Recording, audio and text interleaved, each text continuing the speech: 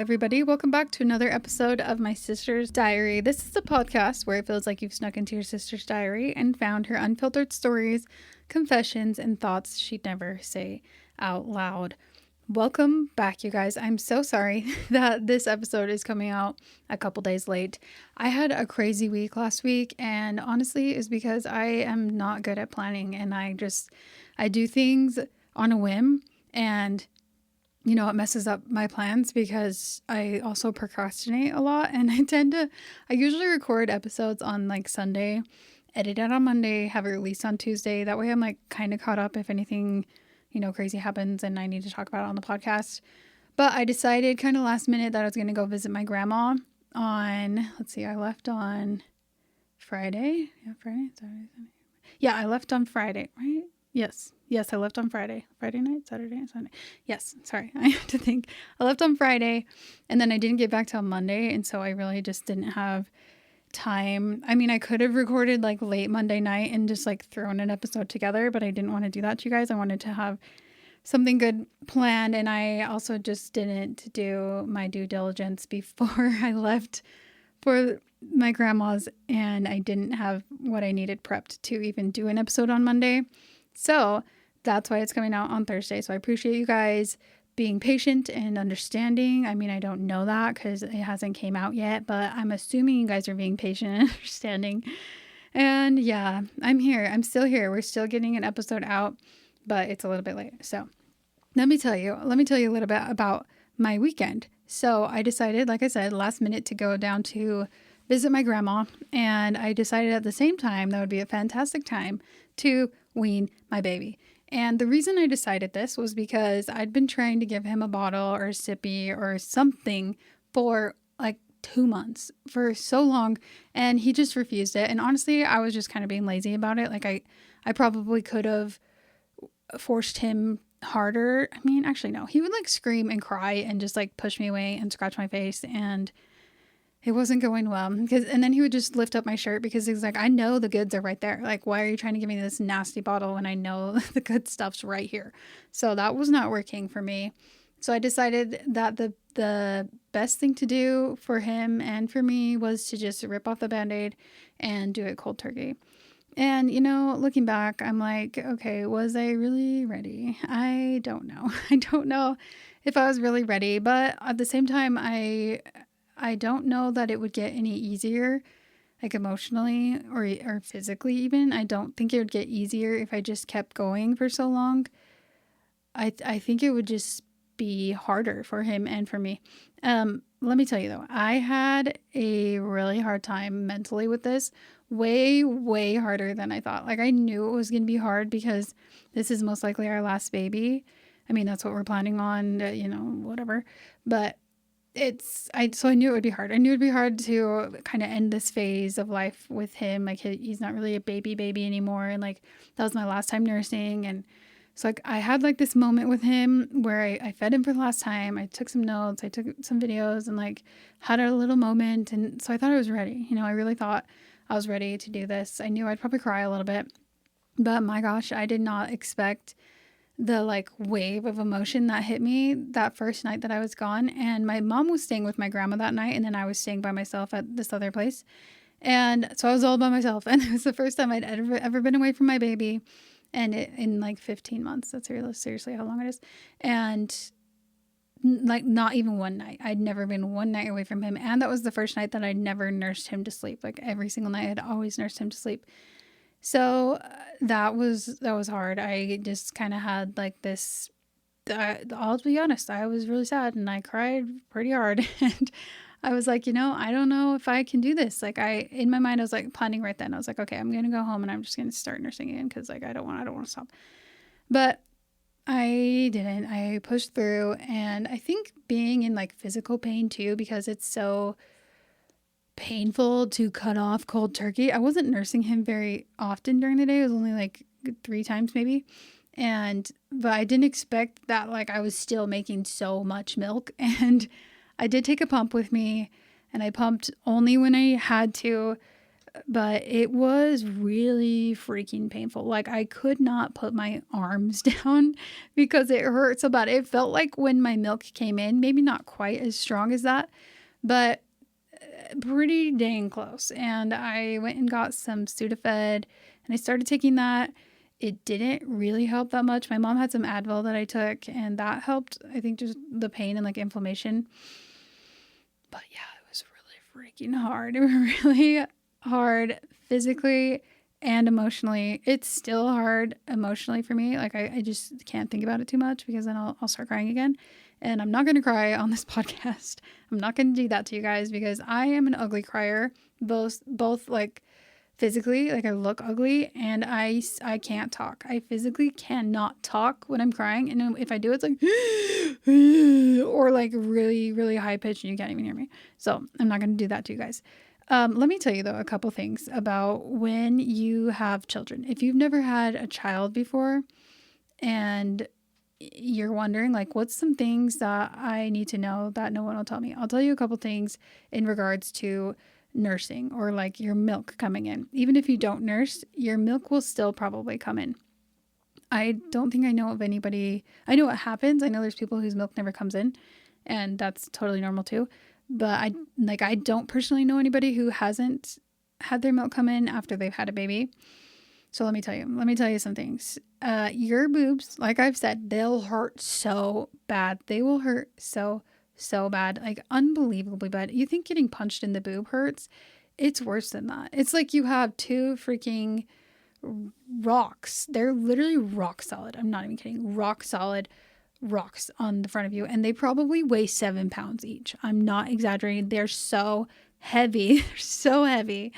And yeah, they'll hurt really bad. And you won't be able to put your arms down because guess what? You have milk ducts in your armpits. Isn't that crazy? Isn't that crazy? I'm like, why do I need to make milk in my pits?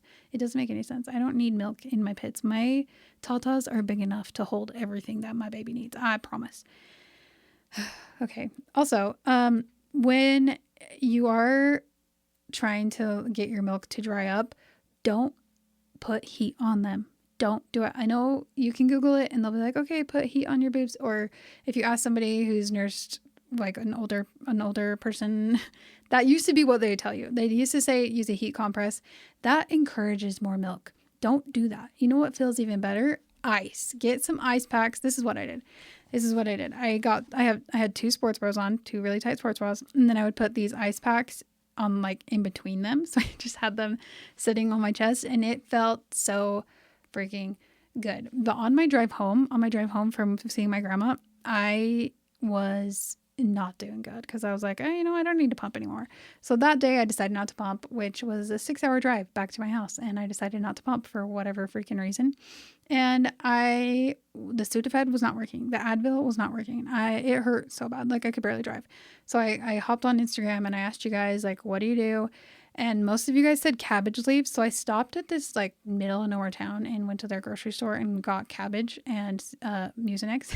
And they probably thought I was crazy, this crazy lady who's in their small town coming and buying a thing of cabbage and some Mucinex. They probably like call the police. And yeah, I did that. I took the Mucinex right away. I put the cabbage leaves on my boobs and it was immediate relief. It felt so good. I was like, you know what? I'm fine now. I'm really good. And I didn't do the ice packs until I got home because I didn't have ice packs with me. So then once I got home, I did the ice packs instead of the cabbage because it turns out cabbage stinks. And when it's on your chest, you can smell it because it's like right by your nose. So I didn't love that, but it did provide a lot of relief. All right. Are you guys sick of hearing about my boobs? Are you? Because, I could talk about it forever, but I think we should move on. So let's move on from that. I'll just wrap up by saying if you are like going through the phases with your kids and you've reached the end of a phase, like this is most likely the end of, I say most likely because like I could change my mind and I don't want to be that person who's like, no, we said we'd never ever have kids ever again. I could change my mind. I don't anticipate changing my mind, but I could. So anyway, if you're ending a phase, It's okay to grieve that phase. It's normal. You don't have to push your feelings down. We'll feel them. It'll be okay. All right, let's move on to Taylor Frankie Paul. Let's talk about Taylor Frankie Paul being the Bachelorette. This might be an unpopular opinion. I don't think this is a good idea. I think it might make for good television, but at the same time, I want to see a love story, and I'm not sure that this is going to work out. I'm just not too sure about that because I don't think she's had enough time being by her. I don't think it's even been a year since she's been single. And I think she needs a little more time to figure that out. And obviously I cannot speak for her. That is not my place. But at the same time, just like watching what I've seen on the screen, I'm like, okay, you need a little bit of time to like heal and not depend on men and whatever. So that's just my hot take, I guess, is I don't know that it's going to go well. I think it will be lots of drama for sure. A lot of drama. And I really do hope she finds somebody who is like perfect for her. Truly, truly, truly. I love a love story. Some of my favorite seasons of The Bachelorette or Bachelor are when they find someone and they're still with them. Like Joey's season. Love that season. Let's see. Well, I loved Hannah Brown's season, but that was for different reasons. It's because Tyler Cameron was on there. But yeah, anyway, I love the love story. I love when they work out. That's my favorite part of it all. So hopefully it'll work out. People were kind of guessing that she would be the Bachelorette, and I was like, no, like there's absolutely no way they're not going to do that. First of all, isn't there like a weird crossover? Like is Hulu and ABC, are they one and the same? Like I don't know. Seems kind of odd for her to go on another reality TV show. Like how's that going to work with Secret Lives of Mormon Wives? Is she just going to take a break from that, or is the whole show going to take a break from that? I don't know. We'll see what happens. We will definitely see what happens. And do I think Dakota will show up? I hope not. I really hope not. And if he does, I hope it's like a, hey, I'm rooting for you. Like, just do whatever you need to do. I really hope he doesn't. But like, I know that they're going to try to get him on. I know producers are going to be like, this is going to be great television if we get him to come on. And I know they're going to try. I really hope he says no because we need to put that in the past. It's clear that they're not going to work out. I think there's too many hurt feelings between the two of them. It's not going to work out. So we just need to kind of move on from that. Of course, I was rooting for them. Like I wanted them to work out, but it really just seems like it's not going to. And there's just too much, bad blood between the two of them. So I think he needs to move on. I think she needs to move on. The other thing I was thinking of is, are they only going to have contestants from Utah? Because, or will it be the same as like other seasons where people are from all over? Because the Secret Lives of Mormon Wives, I guess it isn't specific to Utah, but it seems like in order for the filming to work, they'd have to stay in kind of the same spot. Like they'd have to be close to one another. So if she were to find somebody in like Minnesota and he's like, well, I can't move. Is she going to move to Minnesota? And then is she just going to be done with Secret Lives of Mormon? I don't know. Or are they going to try and find people more local? Because that would be crazy. Utah has been just popping off lately. Like we've got Taylor Frankie Paul, Bachelorette. We've got Secret Lives of Mormon Wives. We've got like the whole cast of Dancing with the Stars. We've got everything. And speaking of Dancing with the Stars, let's talk about that. Actually, no. Let's talk about the Secret Lives of Mormon Wives trailer first. And then we'll jump right into Dancing with the Stars. Secret Lives of Mormon Wives trailer. I feel like we kind of already know what's going to happen. Like it's already all happened kind of in the media and we already know like all the speculation and everything. The only thing we don't know for sure is like who cheated on who, or if there was any cheating with the whole Jesse and Demi, Jordan, I can't remember the other guy's name, Mario, I don't know. Whatever his name is. We don't know exactly what's going to happen, but it does seem like Jesse and her husband were separated and it appears they're back together, I think. Actually, I don't know because I haven't really been paying that close attention to her. Now that I think about it, I don't think I've seen him on her page very much. Anyway, it kind of feels like old news. I'm like kind of over it, and I don't know. It seems like the trailer was kind of mostly focused on that. I guess we will see what happens. But another prediction I have is I think Jen and Zach have left the church. I'm pretty sure.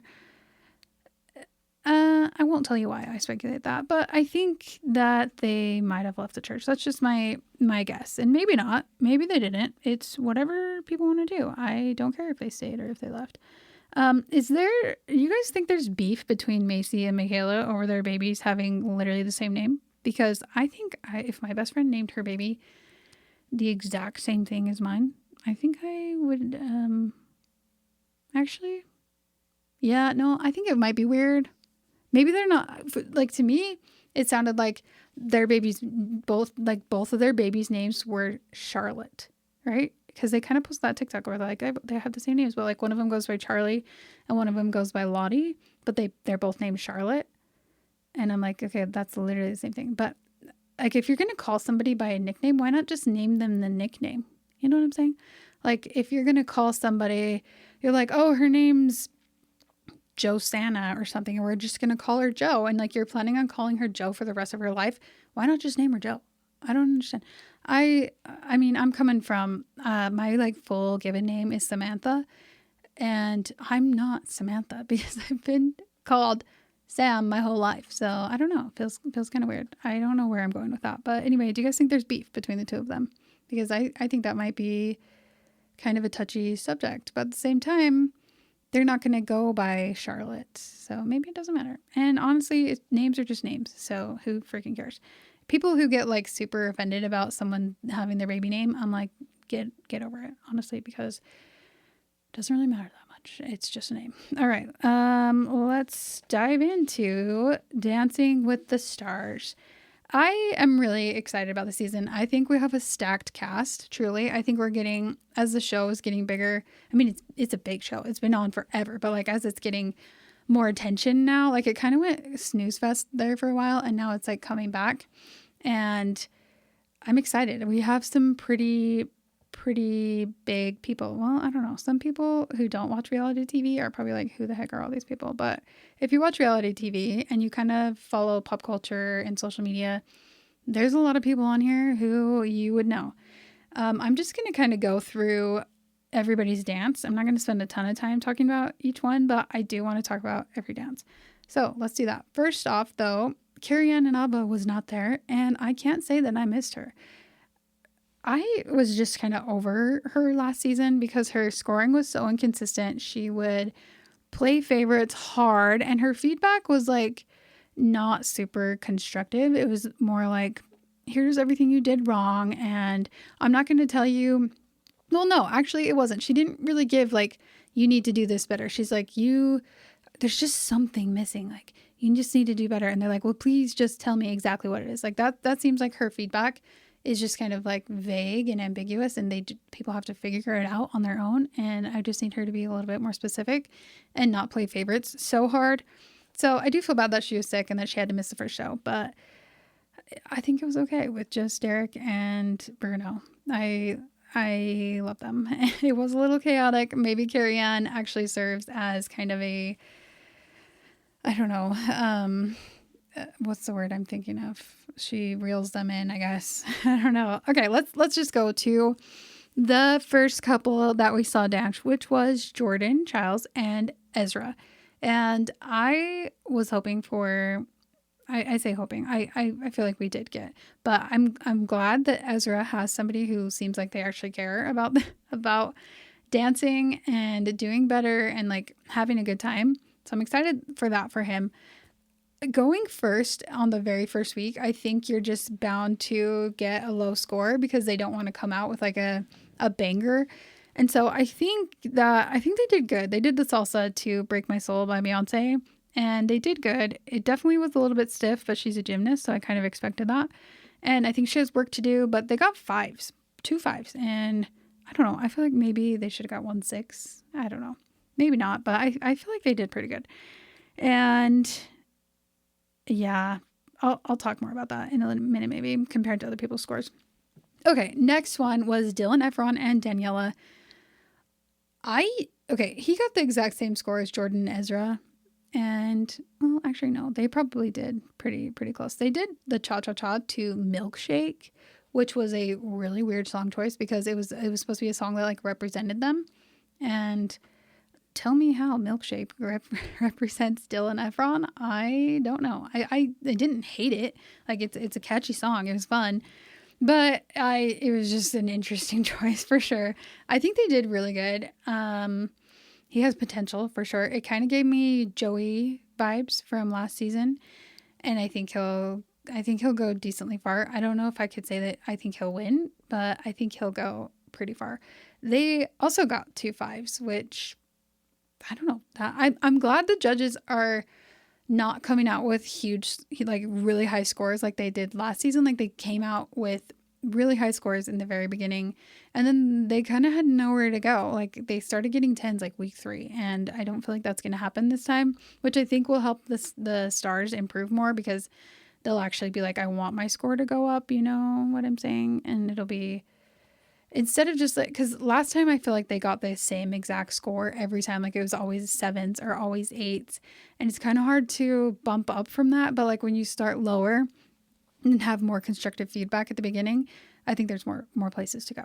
Okay, next one was Elaine and Alan doing the Cha-Cha-Cha to Woman by Kesha. I thought this was so good. I loved watching her. I think she's iconic. I freaking love the Parent Trap. I was so excited to see her on the screen. I love the opening where she had like the whole Meredith Blake thing going on. And I think it was really good. I'm excited to see her and see what she can do. Next one was Whitney and Mark, and they were doing the tango to Golden, and they did. I was expecting them to freaking kill it, and you know, I think they did. I think they did great. I think that there is room to grow for sure, but I think there's room to grow with all of these people. I didn't expect anybody to be perfect, but I think that these guys are going to go far. I do, because I think Whitney has a huge fan base, and so does Mark, which is kind of a stacked couple, if you ask me. Like Whitney and Mark together, I don't know. They're going to get a lot of fan votes regardless of their dance, but I also think she's really talented and will go pretty far. Next one was Baron and Britt, and I can't lie, I wasn't expecting a lot, because normally like the male athletes just don't really do that well, don't have a lot of rhythm for the most part. I know there's been exceptions for sure, but I was actually pretty impressed with him. He did really well. He did the Cha-Cha-Cha to You Can't Touch This by MC Hammer, which was a fantastic song choice. It was perfect. And I loved his hammer pants. They were an excellent touch. They got 2 5s, which I thought was fitting, and it was good. I forgot to say Whitney and Mark's score, and Elaine and Ellen. Elaine and Ellen got 2 6s. Whitney and Mark got 7 and an 8, which I don't think it was meant to be an 8, because Bruno accidentally locked it in as an 8, but he did a 7. So there's some controversy on that, but either way, they got a 15. And yeah, Baron and Britt, I thought they did great. I can't wait to see him do some more. I hope they don't go home early. I hope people kind of jump on the Baron train and realize that he has potential. So yeah, we'll see how that goes. Next one was Alex and Val doing the Cha-Cha-Cha to Circus by Britney Spears. And I honestly don't follow Alex Earl very closely, so I didn't really know what to expect. I thought she did good. I thought she was really stiff and looked a little bit awkward. But I do think that she's going to go far, because I think she has a huge fan base, and so does Val. And I think she has a lot of potential. Like, you can tell she really wants it. She's working hard. And yeah, I think it'll be good. Bruno's comment about her legs was, I mean, he's right. She has great legs and they're super long, but I'm like, you know, we don't need to comment on women's bodies every single time. Okay, next one. Scott and Riley doing the tango to Abracadabra by Lady Gaga. I thought this one was really, really good as well. I like this pairing. I think Scott and Riley will be really good together. I can't say I was blown away by any means. Like, I honestly, it's kind of hard to remember their dance. It was pretty forgettable to me, but I do think they have potential for sure, and I think he'll stick around for a while. Okay, next one was Danielle and Pasha, and Scott and Riley got a 10, and Alex and Val got a 7 or a 13. Sorry, I keep forgetting to say the scores. Danielle and Pasha, they got a 12. They got 2 6s. They did the tango to Stronger by Kelly Clarkson, and I was really excited to see her as well. I honestly am not a huge Boy Meets World fan. I didn't really watch it very much growing up, but just watching like her intro package, and I love Pasha. I just love him. I mean, I don't follow him, but like I see him on TikTok all the time from Daniela and all that stuff. And yeah, I really like this pair, and I think they'll do well. I keep saying that about everybody. Honestly, I wish that we could keep people around for longer, but obviously we can't. We'll have a double elimination next week, so we'll see what happens. Okay, next one was Jen and Jan Juan. I can't remember how you pronounce his name. I'm totally butchering it for sure. They got 12. They got 2 6s. They did a salsa to, I can't say the word, by Bad Bunny. I don't know what the name is. Nouvelle. I am stupid. I'm sorry, but the judge's critique for them was that there was way too many lifts, and I agree. There was way too many lifts. He's new. I understand that. He's going to have a little bit of a learning curve. She just had a baby, and he was like flipping her all over the place. And I'm like, is this safe? Who knows? Maybe that was better for her. I don't know. But I'm really excited to see Jen. I think she's really talented, and I think she's going to go far as well. Okay, next one, Corey and Jenna. They got a 9, a 4, and a 5. That was the lowest score. Well, no, it was a tied for the lowest score.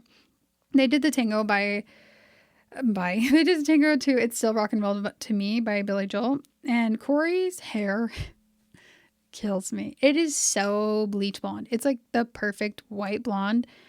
I don't know how he gets it to be that color, but I saw a TikTok where they compared him to Jack Frost from the Santa Claus, and it was so spot on. It was so spot on. He also reminds me a little bit of the porcupine from Sing. Just throwing that out there.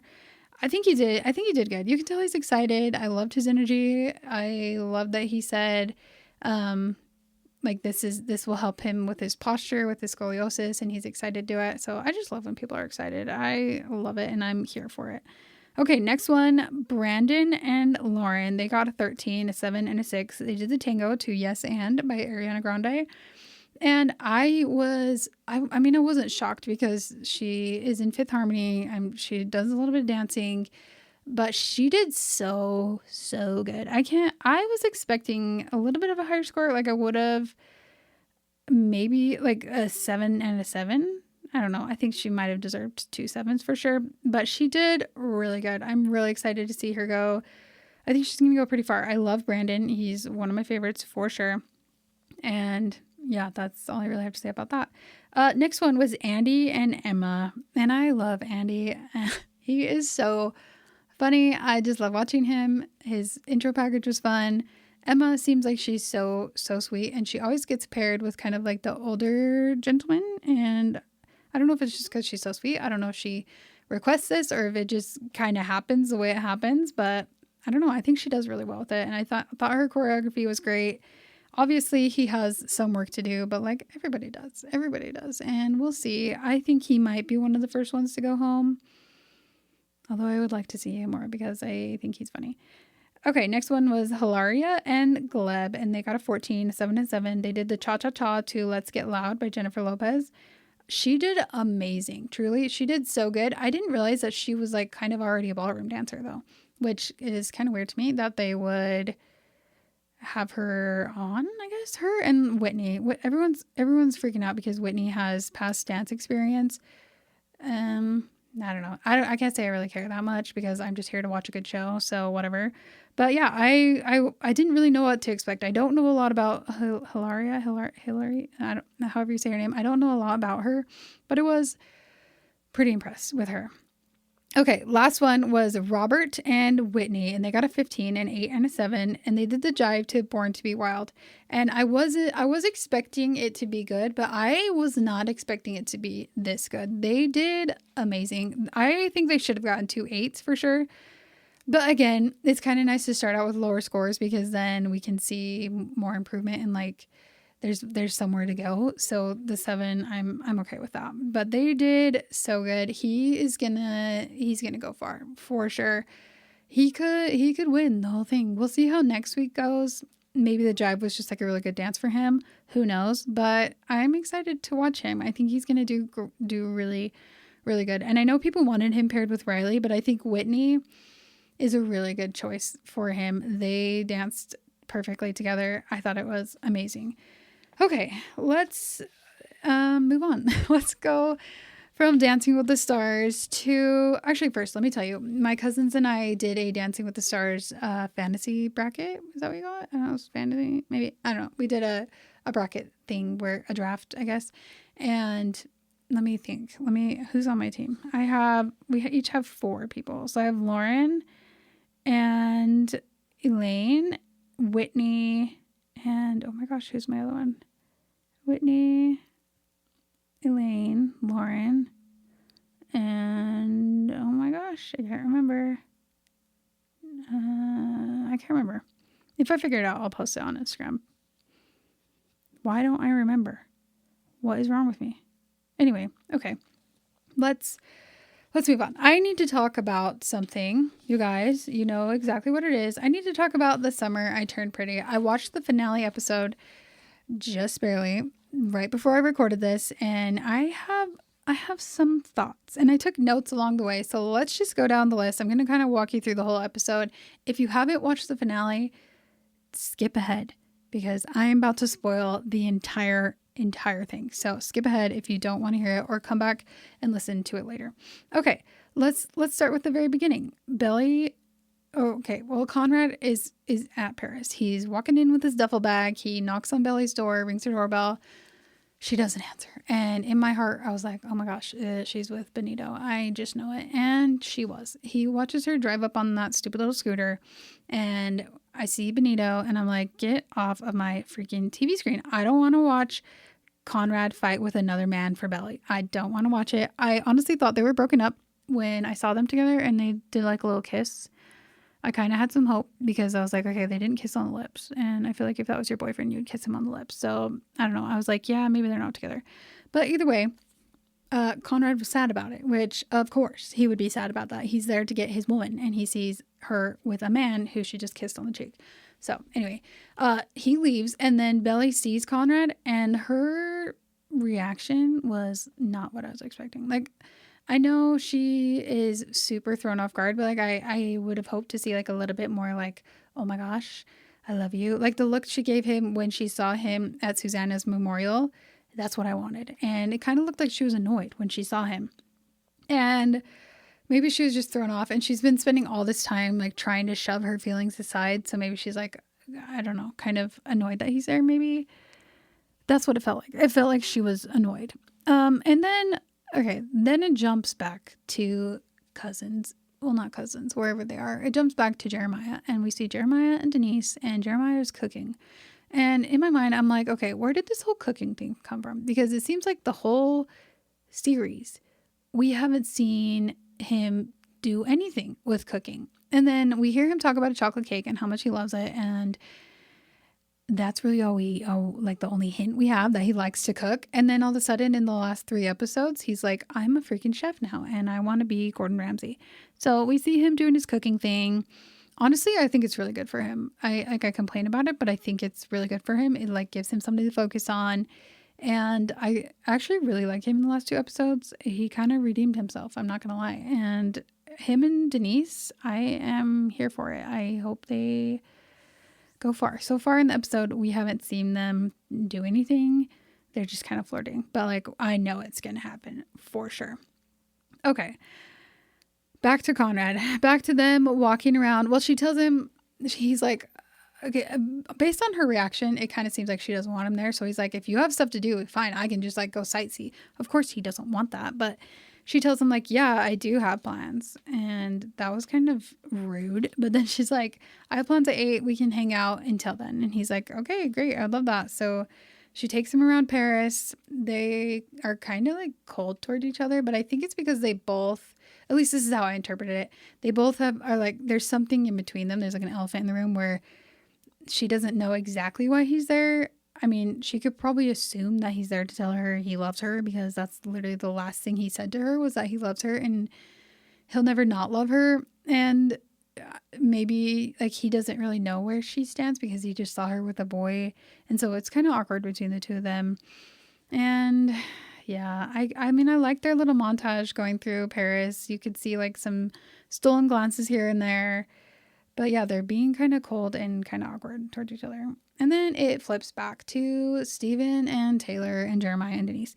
And I don't know why they decided to pick another fight with Steven and Taylor. All we receive from them is them fighting. And I am over it. I don't want to see them fight anymore.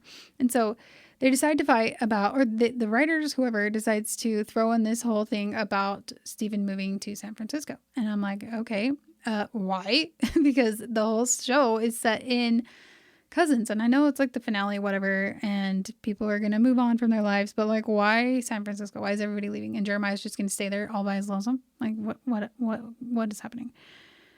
So she's also like freaking out, and she hasn't even talked to him yet. So she needs to chill for just 1 second and just call him before she gets freaking pissed. Okay, back to Belly and Conrad. She kind of asks him where he wants to go. He's like, I don't know. I want to see Paris from where you, like, how you see it. And so she takes him to this rooftop, and here I feel like we finally see them kind of act like themselves. Like, we see them talking and they don't seem so awkward. They kind of talk about the past a little bit. She tells him he sounded like 10-year-old him, which was kind of a weird comment. Like, the way she said it kind of sounded rude, but like, I don't think it was supposed to sound like that. But yeah, you can tell he's just like bursting at the seams. He wants to tell her, like, I love you. Will you be my girlfriend? And it's just kind of hard to read Belly. Like, as an audience, we can't really tell what she's thinking. It seems like she's annoyed that he's there, and we kind of think she might, like, as an audience, we think she's still with Benito. So it's just kind of this weird, awkward thing. And then she asks him if he wants to go to the party with her. And of course he says yes. He pretends like he doesn't want to, but like he does. And they go to her apartment and get ready. And of course he's wearing a button-down shirt with it tucked in. He looks so fine. And she's getting ready in the bathroom. And he's looking around her apartment and he sees freaking pictures of her and Benito on the wall. I'm like, why? I don't want to watch Conrad fight for Belly with another man. I don't want to watch it. I seriously am so over it. I was all for the whole Benito fling because it gives Belly an opportunity to not have only slept with two brothers. You know, it gives her a little more experience with men. And I thought that was needed for sure. But they need to be over. They need to be over by now. I don't want to watch them. I don't want to watch Conrad fight for Belly. I don't want to watch him and Benito go at it. I really don't. Also, enough with Junior Mint. I'm kind of over him as well. I know he's like a big... Sorry. I know he's like a big character, but in the books, he's like not that big. Like, I know he sends her Junior Mint, but this whole thing with like Junior Mint and then Infinity Necklace, I'm like, okay, I get the Infinity Necklace, but like, why do we have to tie Junior Mint into it? Like, why is that such a hard tie-in? I don't know. I'm kind of over it. He's like, why is he such a big character? I don't get it. Okay, the birthday party. They go to the birthday party, and honestly, this whole scene, like this whole setting, I guess, is my favorite part of the whole episode. They start to relax a little bit, Belly and Conrad. Her friends give her a lot of shiz about him, and they talk about how they think it's romantic, how he declared his love for her, and it kind of like breaks the ice a little bit. And then Benito was like, so Conrad, why are you here? And he's like, well, I wanted to see Belly. And he's like, well, why? He was being so annoying to me. I'm not even gonna lie. And like when he's like, oh, the train ride to Brussels is not that far. And he's like, it's pretty close. And he's like, it's not that close. I'm like, shut up. And then we get the reveal that Belly had dumped him. And I was so excited. I was like, yes, we are locked in. Like, we're locked in. And you could see it on Conrad's face, like, immediately. He's like, okay, that's my woman. Like, for sure, I'm going to get her. And I just loved the whole thing. Like, after they're done eating and then they're opening presents and he is there when she's blowing out the candles. And I lost my freaking mind when she smokes the joint and then he says, I thought you, whatever, white matter, everyone's white matter. And she's like, do you memorize every little thing I said?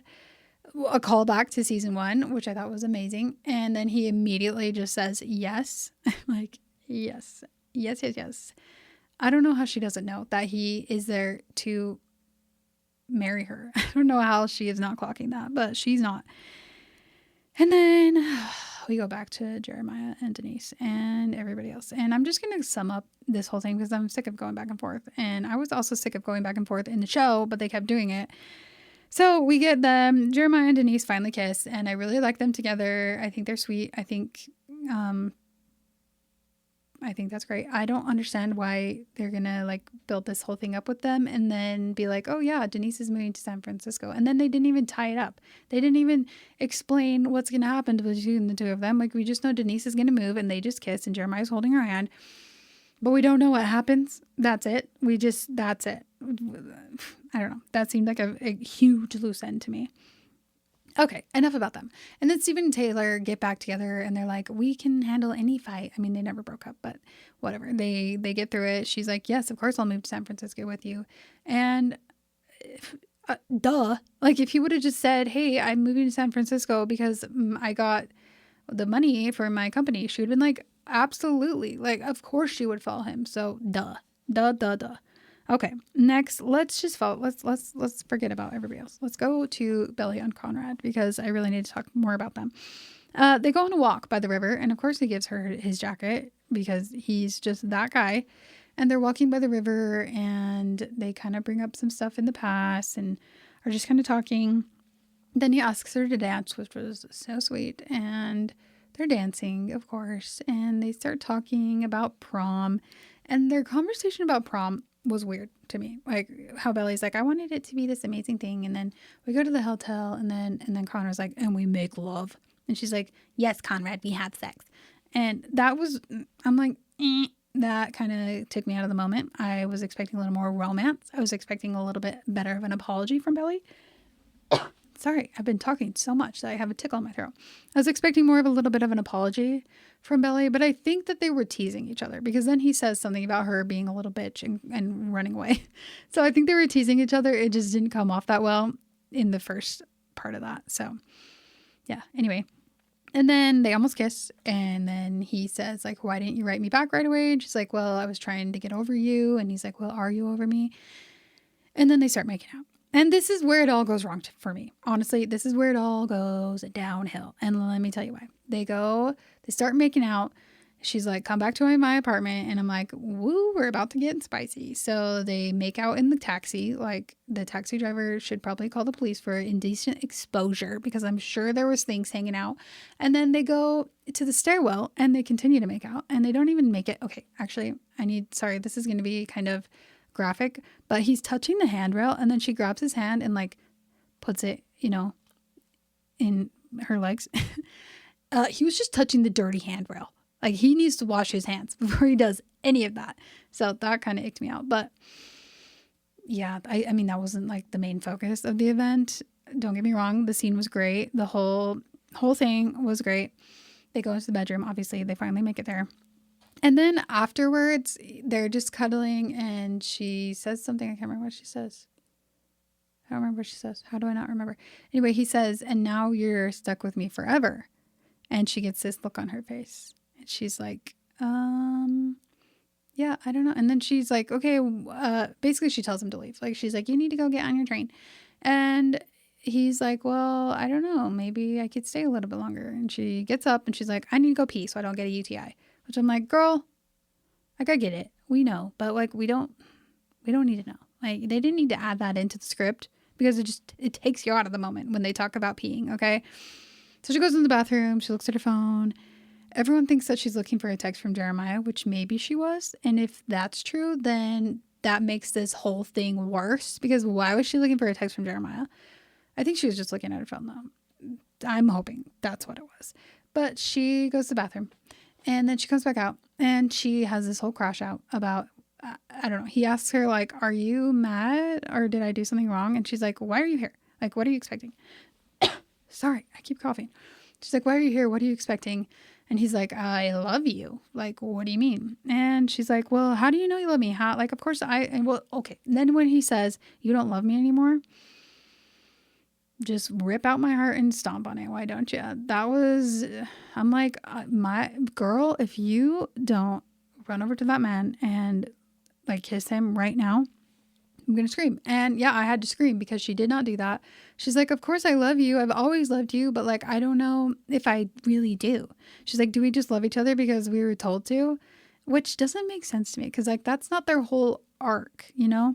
Like the whole thing is like, she loves him because she loves him, and she is so insecure about it because she doesn't believe that he loves her in the same way that she loves him. Does that make sense? Like the whole thing about Susanna and her saying like he loves her because of his mom, like that just seemed so out of the blue for me. And obviously it seemed out of the blue for Conrad too, because he's like, oh, like I don't love you because my mom told me to. Hold on, let me get a drink. Sorry. He's like, I don't love you because my mom told me to. Like, I love you because I love you. And he tells her he's tried everything to not love her, and she's still not getting it. She's still not getting it. What I don't understand is like, why did she sleep with him? She knows how he feels. She knows how he feels. He's poured it out to her time and time again. Why would she sleep with him if she's going to turn around and be like, why are you here? Like, she knows why he's there. That she knows. And when she kissed him, she was basically, I mean, I feel like that was her way of saying like, no, I'm not over you. Like, I'm not ready to let you go. But then she kind of pulls this 360 thing, which I did not like. And then he leaves. He's crying. It's heartbreaking. And also I'm like, I didn't need that. I don't need to see Conrad heartbroken again. It's happened so many times now. She's rejected him time and time and time again. And it makes it less believable that they'll end up together, or that they should end up together, when she's dumped him 400 times, you know? Like, why are we getting so much of this? Why do we keep seeing her reject him over and over and over again? And supposedly he still loves her. Like, I don't understand. Also, let me just go on a little side tangent here. The whole 4-year time jump is so stupid. It's stupid. And I know people are like, well, they didn't want them to have a teenage wedding. I don't care. I don't care. That seems less important to me than the whole time jump, because 4 years of dating his brother, and then I don't know.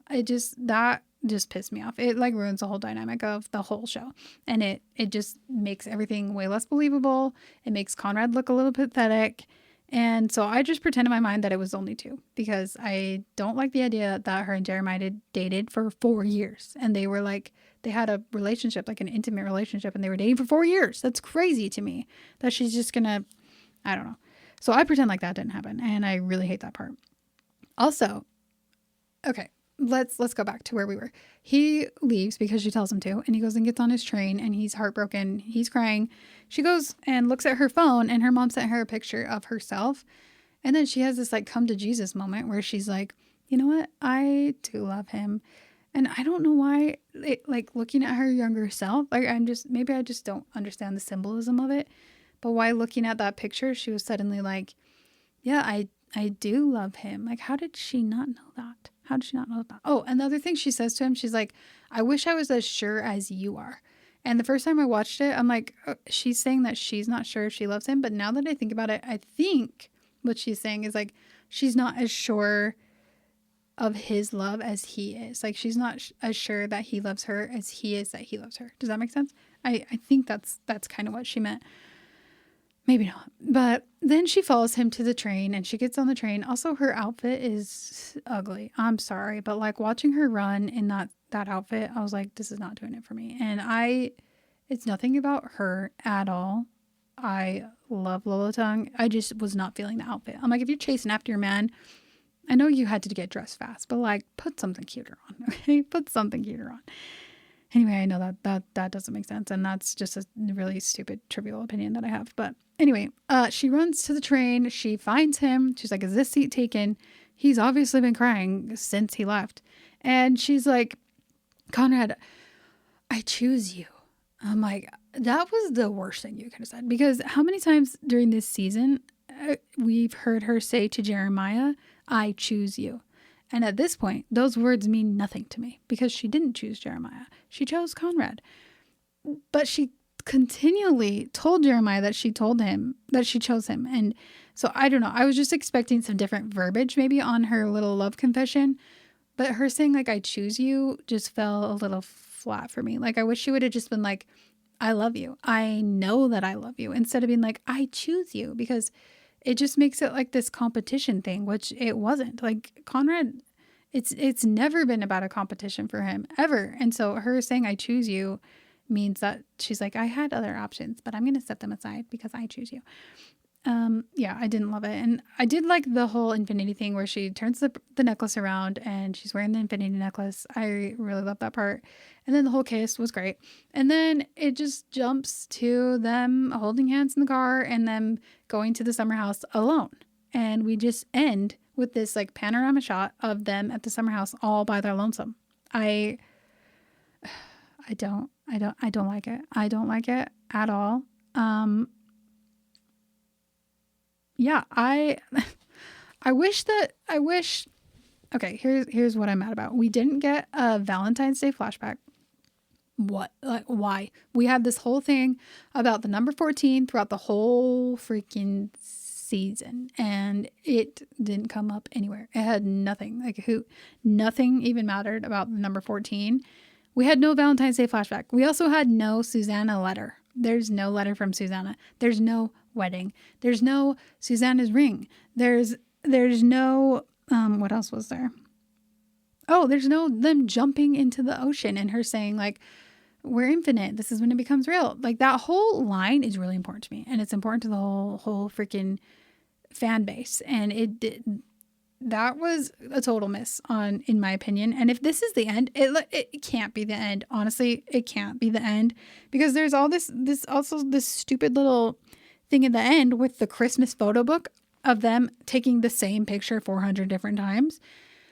I didn't need to see the same picture of them opening empty boxes. They're clearly empty boxes 400 times. And who's taking the pictures also? Like, do they have a self-timer camera or something? Because who's taking these pictures? And there's got to be more. Like, there's got to be a Christmas special. There's got to be something. Because why would they end a summer show on a Christmas montage? That doesn't make any sense to me. And I don't know. I really did I liked the song choices for this episode. Some songs I wish we would have gotten was, here's what I would have liked. I would have liked to hear Come Back, Be Here by Taylor Swift. I wish that Belly would have, they wouldn't have slept together. Maybe they kissed and then they kind of left it at that. And Conrad's like, I love you. And he's like, you don't have to give me an answer right now. I just needed to come here and tell you that I still love you. And she's like, yeah, I can't give you an answer right now. And he's like, well, can I see you before I leave? And she's like, yeah, I don't know, maybe. And so he leaves and goes to his conference, and he's like a little bit heartbroken, and he's like, she's not going to come find me. No, let me backtrack. He goes to his conference. He is heartbroken. He's like, she doesn't love me. She let me go, blah, blah, blah. And then she is sitting in her apartment, and that song starts playing, Come Back, Be Here. And she's like, you know what? It's sinking in that she loves him and she doesn't want him to leave. So then she goes to the conference. She finds him. She confesses her love. She says, I love you. She doesn't say, I choose you. She says, I love you. And then they do whatever. Or I would have liked to see even him go back to Cousins and then her come find him at Cousins. I just wanted her, I don't know. It's like the ending where they sleep together and then she kicks him out and then she changes her mind in that split second. That just felt weird to me. I didn't like it. I didn't want to see his heart broken that hard. I didn't want to see it. Another song I really wish I would have heard was, and maybe this is just me being delusional, maybe it wouldn't even fit in, but Everything Has Changed by Taylor Swift and Ed Sheeran. I saw some edits. I know I'm like way too chronically online of that song with them, and I'm like, this is perfect. Or even like Begin Again, that would have been perfect also.